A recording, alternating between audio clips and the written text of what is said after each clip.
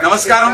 ఈ రోజు బొగ్గు అండ్ గనులు ఈ రెండు డిపార్ట్మెంట్ సంబంధించి మంత్రిగా ప్రధానమంత్రి గారు నాకు బాధ్యతలు ఇవ్వడం జరిగింది. ఈ రోజు అధికార పూర్వకంగా ఈ బాధ్యతలు ఈ రోజు చేపట్టాను.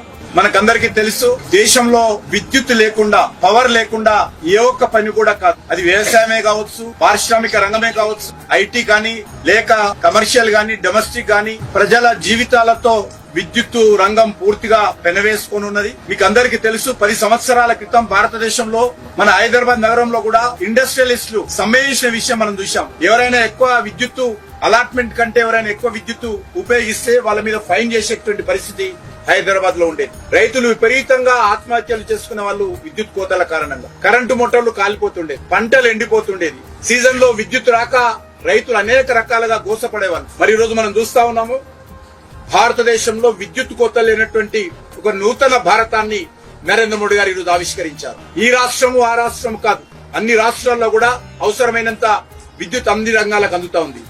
దానికి ప్రధానమైనటువంటి కారణము బొగ్గు ద్వారానే ఈ రోజు విద్యుత్ ఉత్పత్తి అత్యధిక శాతం అవుతా ఉంది.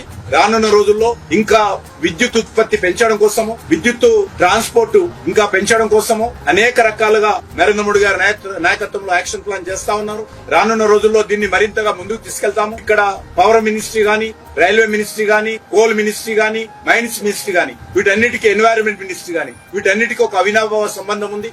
వీటన్నిటిని కూడా సమన్వయం చేసుకుంటూ ముందుకెళ్తాము. విద్యుత్ కోత లేనటువంటి భారతాన్ని నిర్మించాలంటే ఖచ్చితంగా ఈ దేశంలో ఈ యొక్క బొగ్గు ఉత్పత్తి పెంచాల్సినటువంటి అవసరం ఉంది. ఇతర దేశాల నుంచి ఇంకా కొంత మేరకు మనం బొగ్గు దిగుమతి చేసుకుంటున్నాం. రానున్న రోజుల్లో కూడా పూర్తి స్థాయిలో మన అవసరాలకు కావలసినటువంటి బొగ్గును మనమే ఉత్పత్తి చేసుకోవడం, మినరల్స్ అన్నిటిని కూడా మనము ప్రజల జీవితాలకు సంబంధించి మెరుగుపడడం కోసం ఆ యొక్క మినరల్స్ బయటికి తీయడము, ఉపాధి అవకాశాలు పెంచడము, మినరల్స్ ను కూడా ఇతర దేశాలకు కూడా ఎక్స్పోర్ట్ చేయడము, తద్వారా భారతదేశము ఒక ఇప్పటికే 5వ ఆర్థిక శక్తి దేశంగా ఎదిగింది.